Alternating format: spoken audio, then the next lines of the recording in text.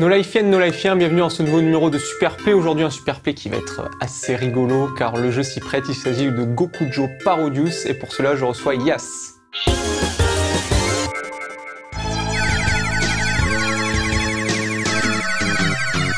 Gokujo Parodius est le troisième volet de la série, après Parodius MSX sorti en 1988 et le célèbre Parodius Da sorti en 1990. Ce nouvel épisode, apparu en 1994 en salle d'arcade, fut porté dans la foulée sur Super Famicom, version dont il sera question ici. C'est un shoot'em up qui se moque allègrement des codes institués par Gradius et qui plonge le joueur au sein d'un univers coloré et festif, bien différent des ambiances SF sérieuses auxquelles les joueurs étaient habitués. Un fabuleux trésor a été abandonné sur une planète lointaine et toute une bande de guélurons est sur le pied de guerre pour aller faire fortune. Mais c'est sans compter l'escouade d'ennemis complètement dingues qui gardent ce précieux butin. Gokujo Parodius pousse le délire encore plus loin que son prédécesseur. De 4 personnages jouables, on passe à 11 sur Super Famicom. Nous avons des personnages originaux ou repris d'autres productions Konami, tels Kid Dracula du jeu homonyme, Upa le bébé venu de Biomiracle Bokute Upa et Goemon. Chaque héros a son arsenal propre, ce qui donne au jeu une rejouabilité importante. Il s'offre aussi des possibilités de scoring plus étendues, ainsi que de nouveaux pouvoirs via un système de cloches repris de Twinbee, déjà présent dans Parodius Da, mais amélioré ici. Plusieurs couleurs de cloches, jaune pour le score, bleu pour la bombe, vert pour l'invincibilité pendant quelques secondes, rouge pour transformer les ennemis en bonus, et violette pour créer un mur de protection qui va suivre le scrolling. Les cloches changent de couleur aléatoirement quand on leur tire dessus. L'originalité et l'incroyable variété des niveaux ont toujours été la marque des Parodius et cet épisode le prouve à nouveau comme vous allez vous en apercevoir aux côtés de Yas qui s'est mise en tête de one-créditer ce jeu dans sa difficulté maximale.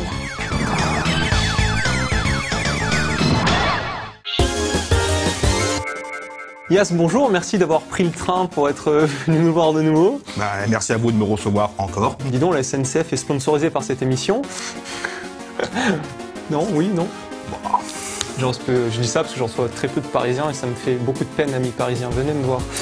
Donc on voit actuellement ta fiche Super Player, mais on la connaît par cœur. On a tout abordé pratiquement. Une des rares choses qu'on n'a pas abordé, c'était que tu as mis 3 sur 5 au puzzle game. Maintenant que j'y pense, j'aurais peut-être pu mettre 4 d'ailleurs. T'aurais peut-être pu mettre 4. Voilà. Ah, donc est-ce que tu nous feras un petit puzzle game un jour dans cette émission? C'est fort possible. Maintenant, c'est vrai que la difficulté de commenter un puzzle game de ceux que je pratique, c'est vraiment si c'est vraiment TGM, on y a déjà eu droit. Hein. D'ailleurs, c'est absolument bluffant. Ah ouais. Mon préféré, qui est un hybride puzzle game plateforme, c'était Solomon Ski. Ben Shinobi l'a déjà complètement décortiqué devant vous, amis spectateurs. Maintenant, en fait, j'aime beaucoup le puzzle game, mais c'est peut-être le genre qui, à mon avis, pour moi, se prête le moins à de la performance, on va dire, ostensible. En ce sens que finalement, je pense pas qu'on puisse vraiment faire un perfect game sur les puzzle games, simplement parce qu'il c'est aléatoire. Et puis il y a plusieurs choix. Tu prends Tetris sur Game Boy, mais il y a sans doute un algorithme à décrypter, mais on va dire que trouver un algorithme sur je ne sais trop combien de milliards de possibilités, faut avoir faim, faut avoir le temps aussi. Mais d'accord. Bon, alors, en tout cas, sur un shoot'em up, ça se voit tout de suite la prestation. Un shoot'em up. Ah. Non. Bon. Oui, on devrait pouvoir faire ça, oui. Voilà le début du jeu. Donc tout de suite, bim, les options. Les options, oui. On va faire un petit peu de bidouillage. Déjà, on va mettre le niveau de difficulté au maximum. Ouais. Ensuite, pour se faciliter un peu la chose quand même, et surtout rendre la chose plus cohérente, à mon avis, on va mettre le shot et le missile sur la même touche. Je trouve ça plus logique. On a vu que tu as enlevé quelque chose qui s'appelait la roulette. Oui, en fait, la roulette, c'est un bonus, mais pour moi, c'est un malus. Donc, c'est un bonus. Il n'existe pas dans la version américaine arcade du jeu, donc les puristes pourront dire oui, il a fait de la modification, ou c'est un imposteur, foutez-lui un coup de pied aux fesses. Mais en fait, non, j'ai simplement rendu le jeu un peu plus conforme au canon de la version arcade américaine. Et très sincèrement, voilà, je n'ai pas besoin de cette roulette qui est vraiment, pour moi, un malus. D'accord, d'autant plus que là on va dans la barre justement d'options qu'il y a quelque chose qui s'appelle Oh. Voilà, la case malus, vous tombez dessus, vous perdez tout. Voilà, c'est agréable. Ok. Et donc là tu as choisi le personnage qui s'appelle Koitsu, si je ne m'abuse. Koitsu, c'est bien ça. Tout simplement, Koitsu, déjà, il a un armement frontal très développé, qui n'est pas small, qui va se développer au fur et à mesure du jeu.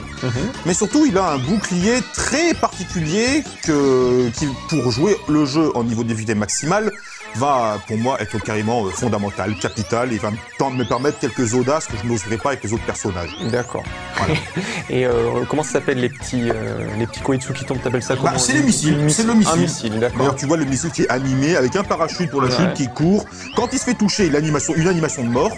Donc, bon, ça semble tout bête comme ça, mais rien n'oblige les programmeurs à coder ça. Ils l'ont fait. Ouais, il court, il s'arrête pour sprinter parce qu'il est fatigué. C'est vraiment. Je le comprends. Donc, comme on l'a dit, c'est un jeu où on va déjà que Parodius au départ était un peu une parodie, un jeu de rôle. Là, rappelons à ce passage l'excellent rétro magique de Parotaku en 2 parties, franchement qu'on ne peut que recommander, qui était vraiment très très bon boulot. Donc, félicitations, Mister.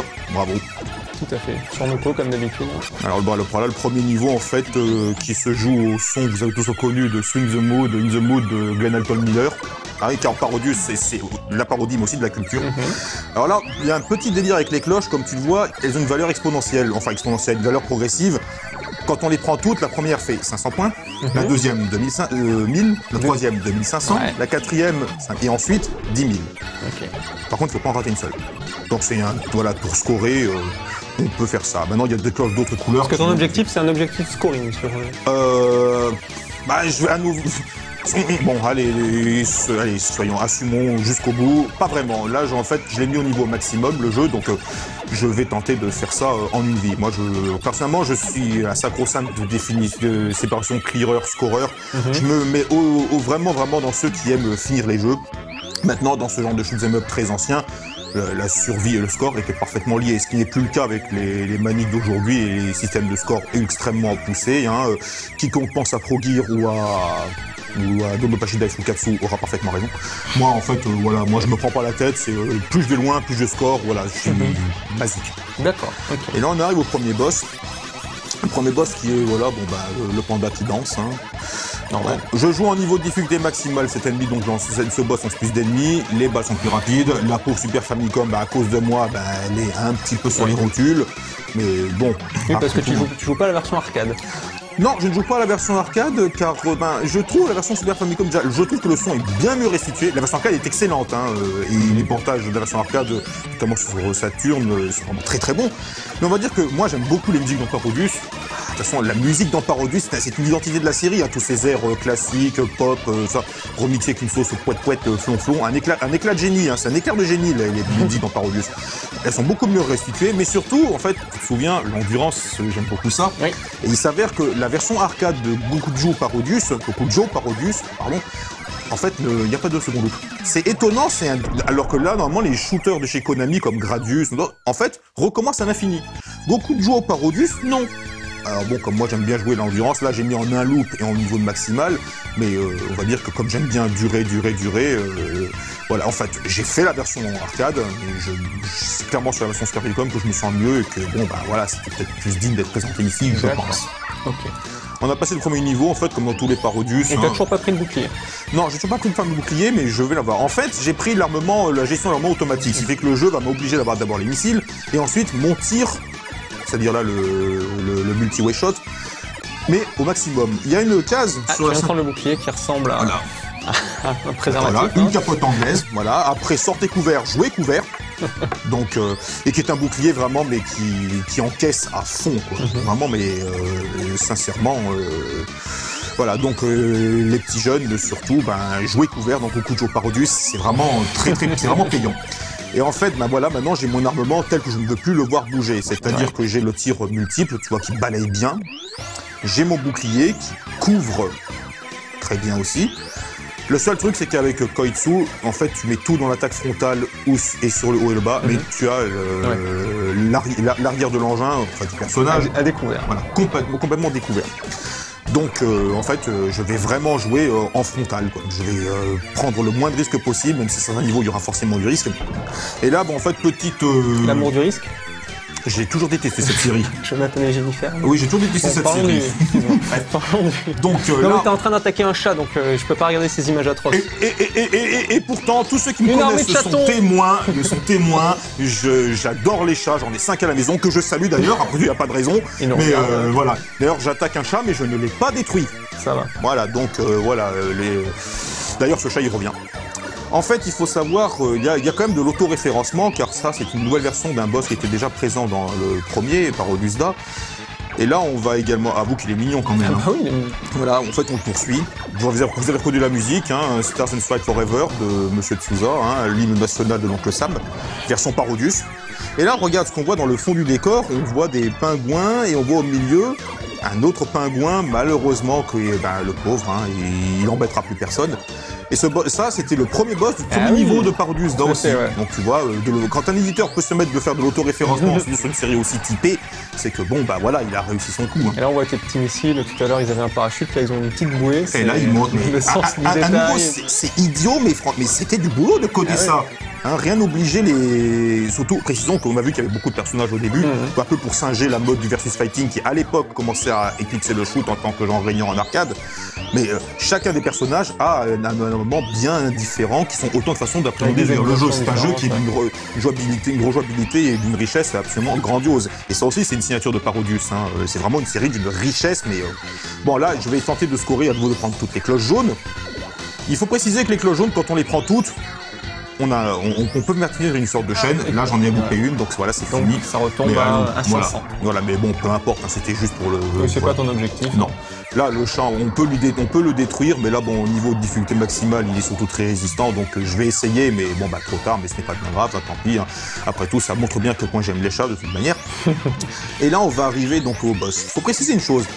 Donc, quand on joue à Gradius, Parodius, Parodie plus Gradius, quand on joue à Gradius, la technique fondamentale de tous ceux qui jouent à Gradius, c'est en fait, voilà, ça d'option. La dernière case, c'est toujours un bouclier.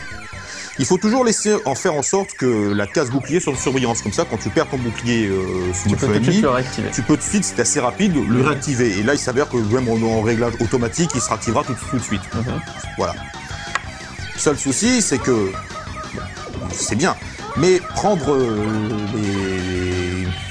les options qui te mettent les cases en surveillance, dans Gradius, ça ne vaut rien. Mais dans cette version-là, chaque option vaut 100 points.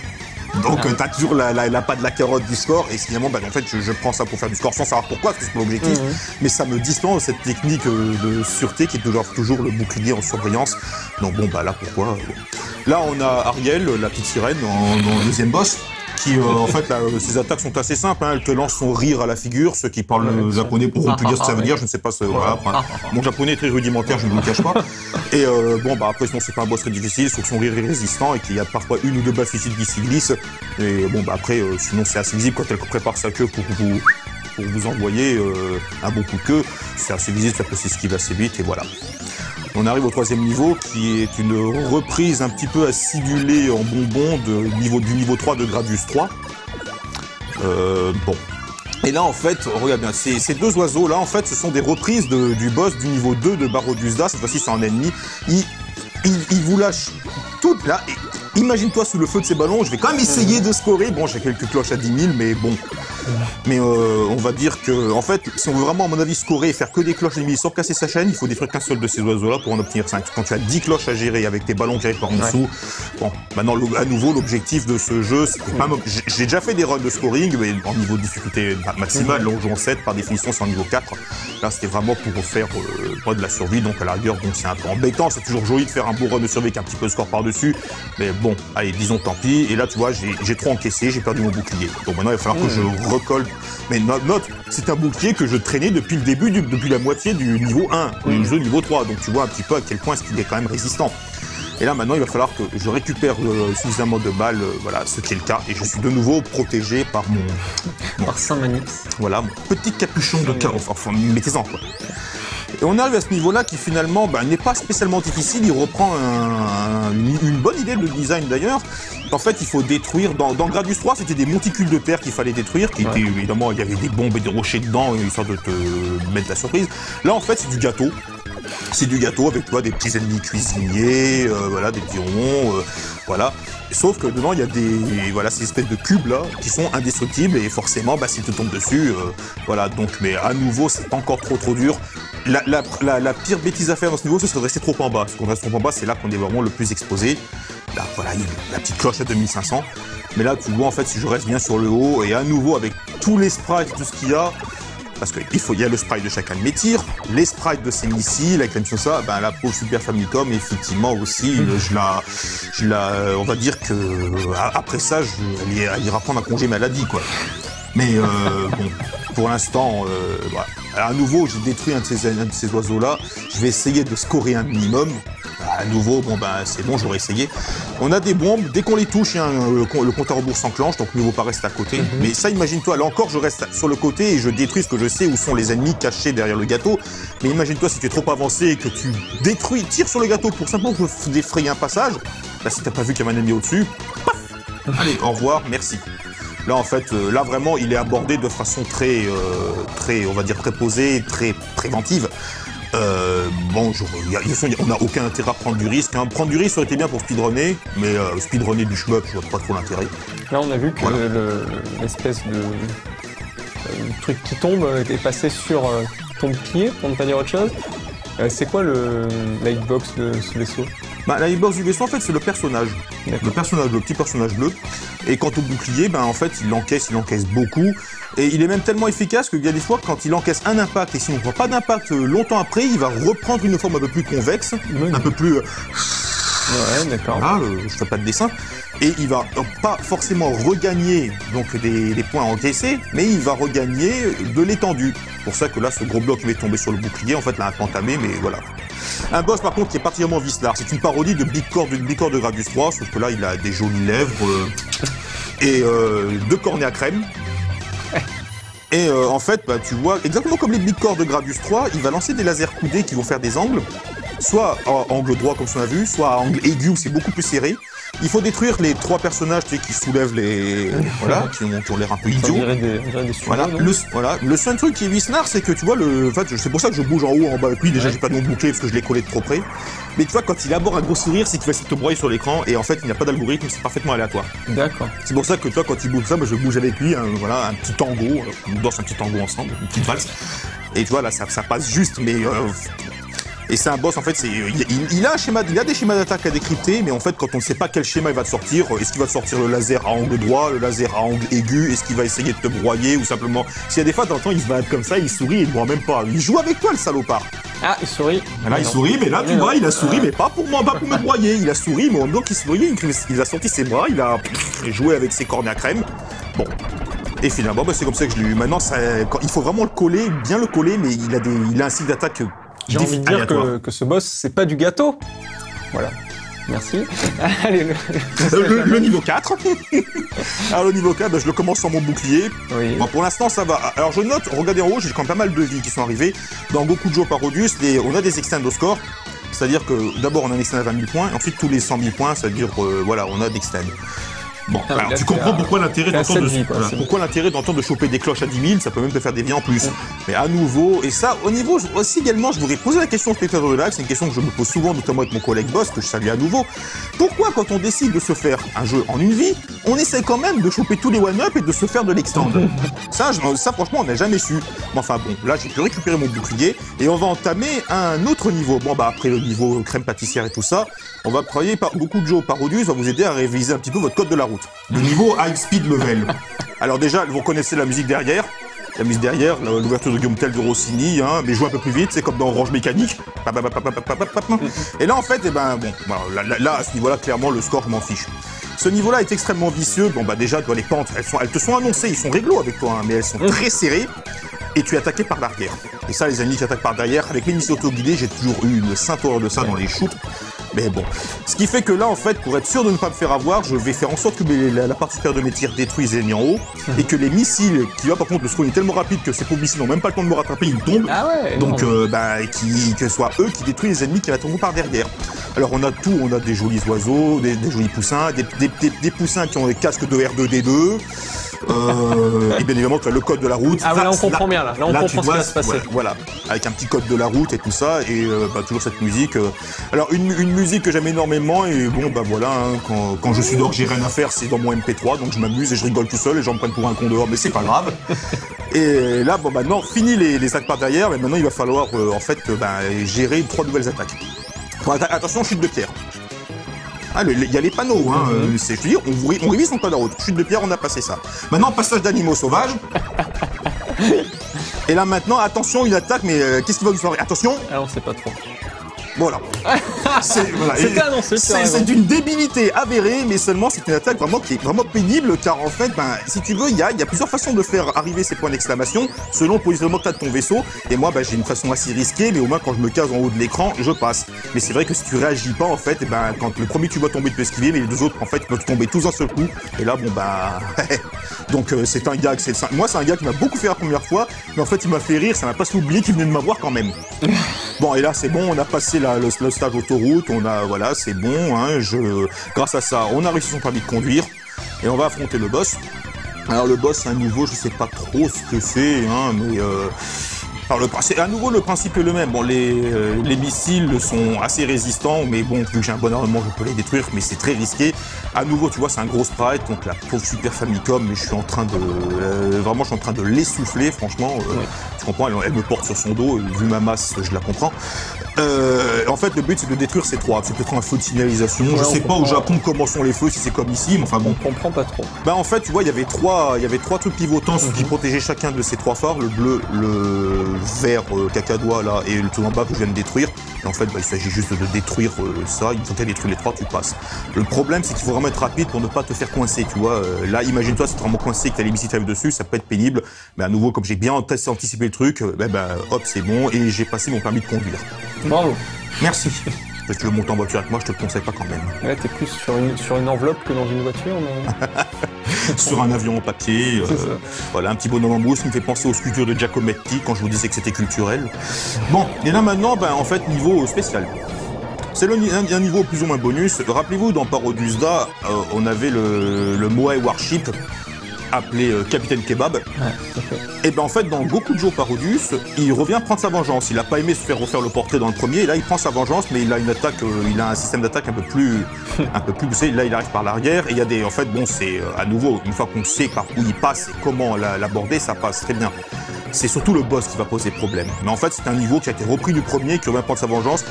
Là, il est venu en position 5. Il y a des fois, il est en position 3, en position 4. J'ai jamais trop compris comment influer sur le moment où ce niveau va arriver.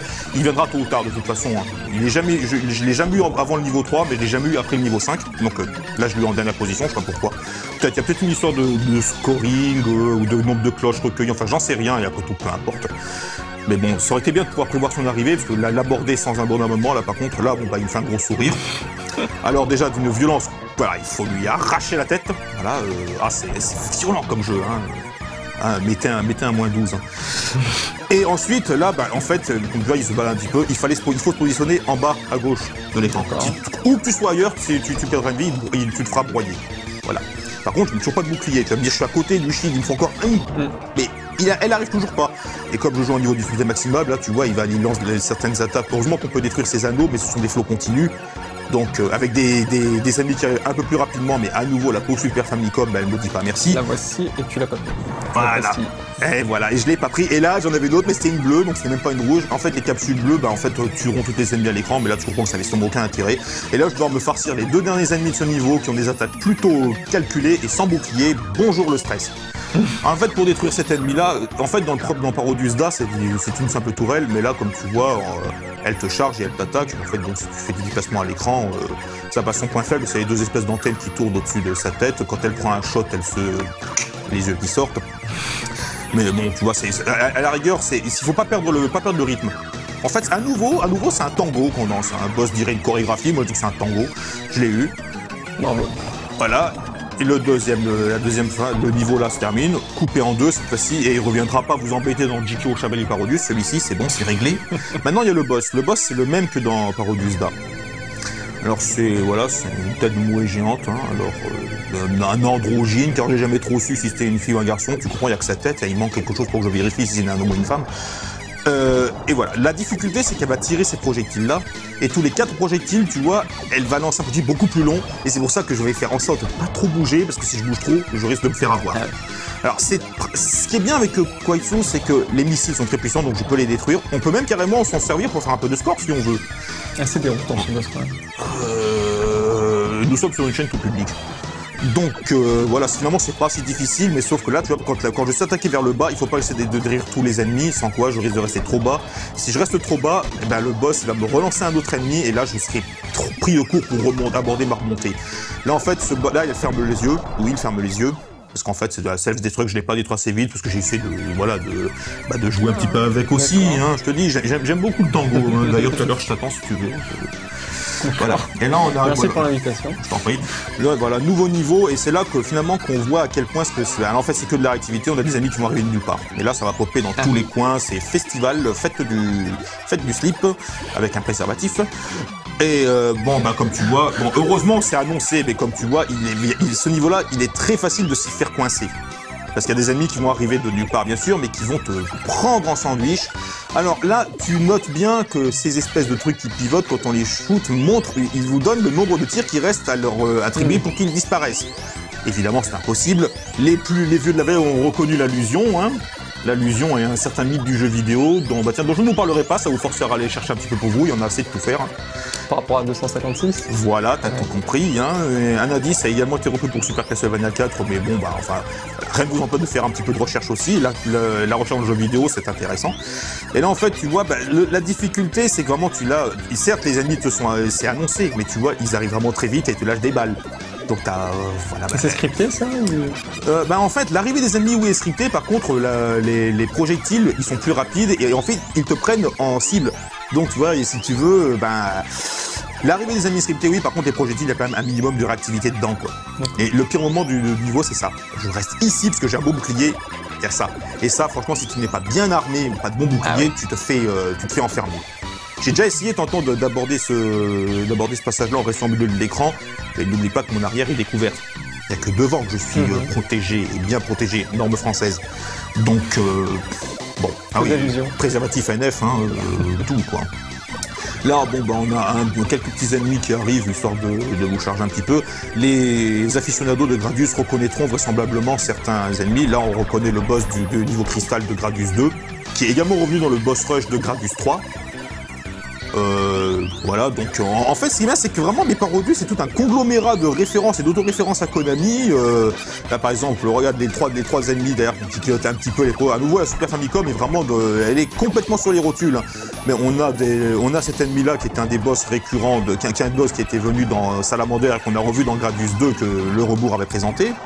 Salut à toi le Rebours, hein, ami encyclopédique. On l'a vu, il est là sur le plateau, vous l'avez vu dans la bande-annonce. On avait également d'autres ennemis à côté, l'espèce d'ennemi avec les rotations qui fait des couloirs de missiles, qui est un boss de Gradius 2 et qui apparaît à nouveau dans le boss rush de Gradius 3. Franchement, toutes ces références-là font que... Moi, je t'assure que moi, j'ai pris énormément de plaisir à disséquer un petit peu la série des Parodius, mais rien que... Certes, tout le monde rigole, c'est très drôle, mais quand on connaît en plus toutes les références qu'il y a dedans, et ça, d'ailleurs, Parotaku l'avait magnifiquement expliqué dans Retro and Magic, franchement, et ce qui me rend, c'est que c'est une des séries qui est pourtant axée sur le signe de la déconne, qui est une série, mais vraiment, que je qualifierais d'une des plus culturelles de toute l'histoire du shmup, quoi. Alors cet ennemi-là, il est assez amusant, tu vois, il tire très vite. Ouais. Il tire des bonus. Un boss qui te donne des bonus, c'est sympa. Seulement au milieu de chaque bonus, t'as un ennemi qu'il faut pas prendre. De la même couleur. Voilà. Bien traite. L'avantage, c'est qu'en fait, quand le jeu, il y a un rank. C'est-à-dire quand on joue bien, le jeu est plus rapide et il est un peu plus agressif. Quand on joue en mode difficulté normale et qu'on contient le rank, on peut même en arriver à avoir un boss qui vous crache que des bonus.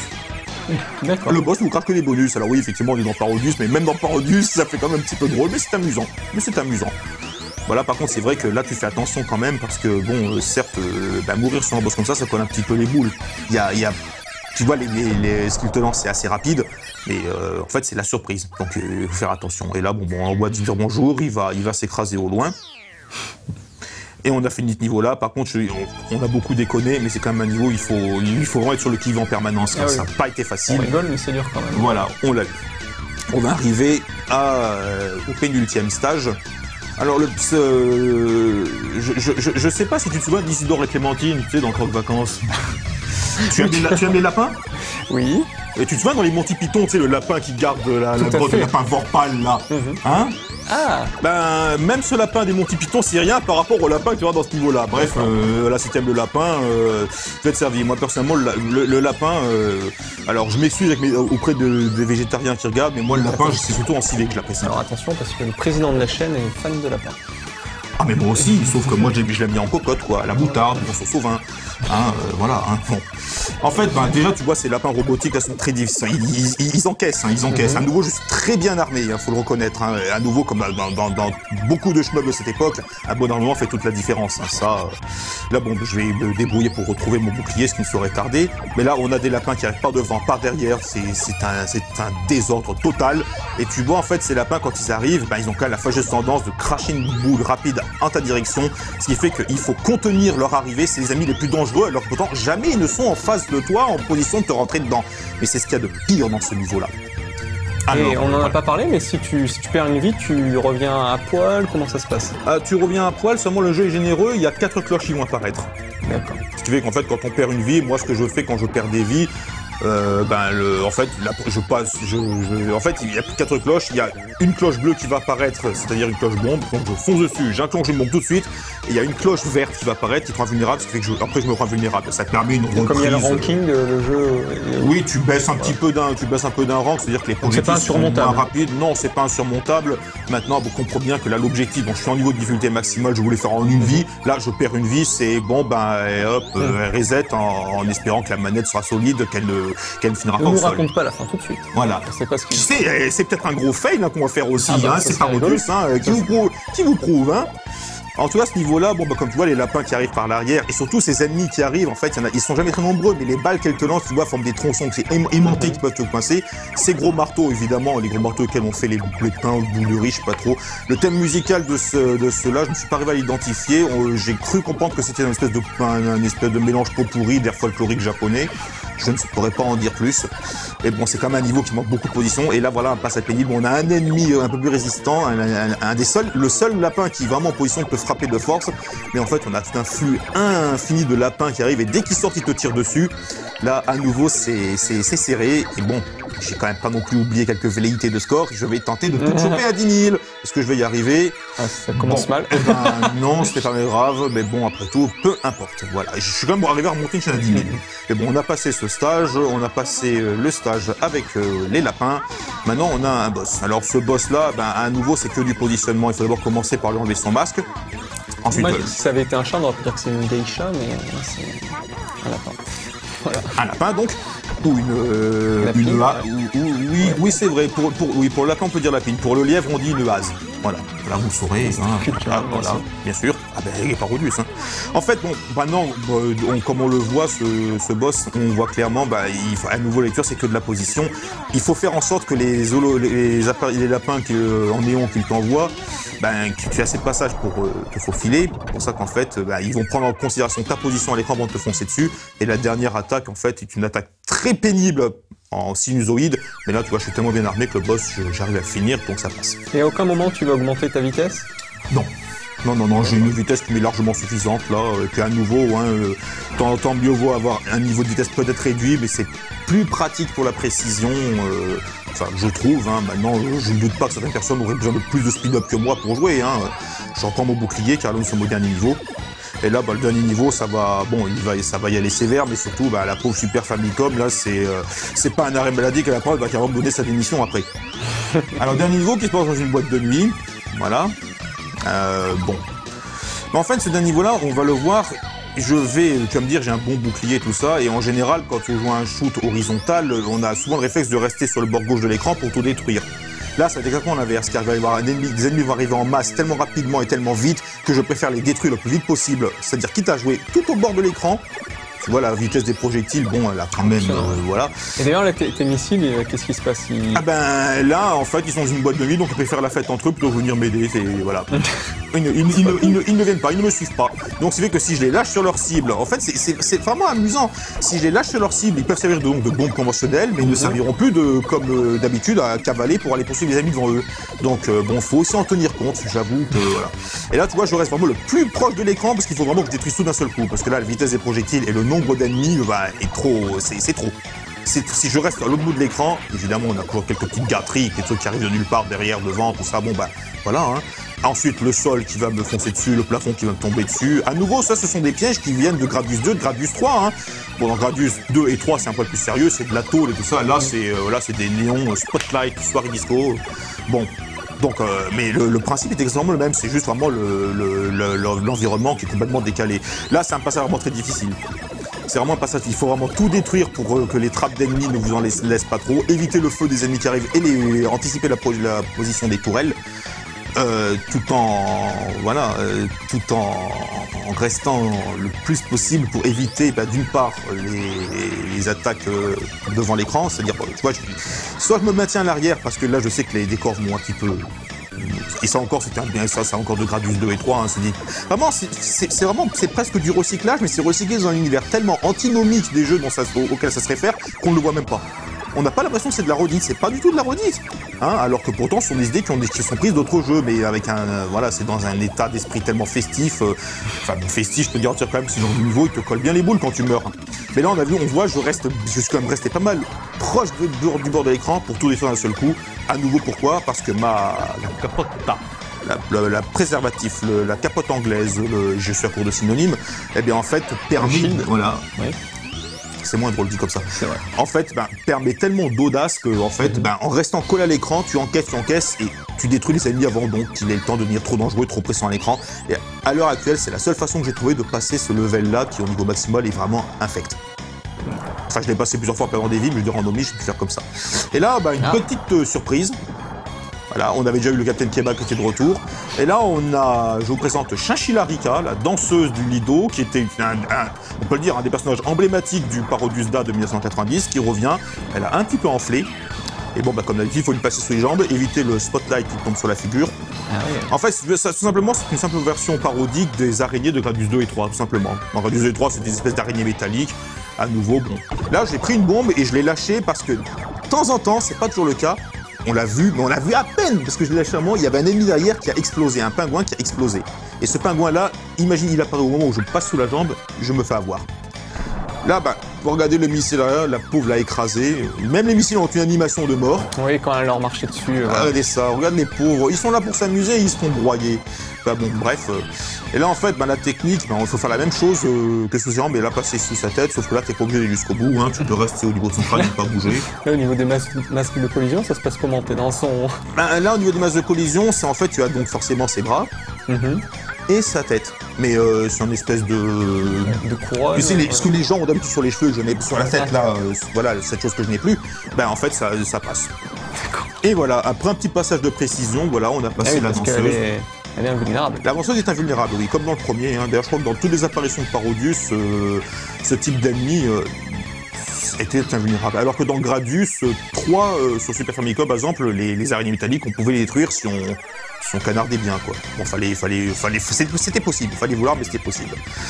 Et donc, là, maintenant, comme tout la fin des jeux dérivés de Gradius, on a un boss final qui est juste là pour faire tapisserie. Donc, qui est quand même assez mignon et qui est très bien animé, très beau sprite, hein, je trouve. Hein. D'ailleurs, je trouve que moi, les boss sont de très beaux sprites. Hein. Rappelle-toi Ariel, la petite sirène tout à l'heure. Tout à fait. Un sprite énorme en plus. Là, le but, c'est il va falloir lui nouer tous les tentacules. Et hop. Une blague. Voilà. C'est bon, en route pour la joie. Et on y est arrivé. Le but du jeu était de trouver un trésor. J'ai trouvé le trésor. Ah oui. Et c'est quoi le trésor? Vous allez voir. Hein. Donc, il y a le pauvre tentacule avec le pansement dessus, hein, parce que je lui ai fait, voilà. Et voilà, j'ai trouvé mon trésor. D'accord. Avec le nombril. Il a un petit nombril. Ah, c'est une bombe en fait. Oui, à nouveau, je sais pas ce qu'elle dit. Hein, On peut dire que ce jeu c'est de la bombe peut-être, quelque chose comme ça, je pense. Je ne dirais pas mieux. Et la boîte de nuit, on explose. Et là, on va voir le personnage, on le voit s'enfuir. Mais bon, c'est bon. On a réussi, on a passé tout ça en une vie. Alors, on peut même pas dire qu'on est heureux, de toute façon on joue à Parodius, il y a beaucoup de jeux au Parodius en particulier, c'est mon favori de la série, c'est déjà un bonheur en soi. D'accord, écoute, dans ce Superplay j'ai pas trop parlé, je t'ai laissé parler parce que Parce que j'ai une grande gueule. Non, parce que tu expliques tout très bien, j'ai pas eu besoin d'intervenir, c'était passionnant de t'écouter, je pense que vous avez beaucoup aimé ce Superplay également. Merci Yas d'être venu. Je t'en prie, c'est toujours une joie. Hein. Merci pour ce run où on a tous bien rigolé, j'espère que vous avez vu la bande-annonce de ce Superplay parce qu'elle était très drôle, on a beaucoup rigolé en la faisant. Et ça marchait bien avec ce jeu qui est bien fandard. Je sais pas quand on se revoit, bientôt, c'est pas prévu, là on vous le dit, c'est pas prévu tout de suite parce qu'il y a plein de runs qu'on a en réserve. Ah mais c'est une joie, mais Yas en a encore beaucoup. Donc si comme Yas vous avez des runs à me présenter, n'hésitez pas, superp@nolife-tv.com. Yas, rentre bien chez toi. La SNCF a bien fait son boulot jusqu'à présent. Incroyable, incroyable. Et quant à moi, je vous dis à jeudi prochain, dans 2 semaines, pour un nouveau Superplay. Arrivederci. Ciao.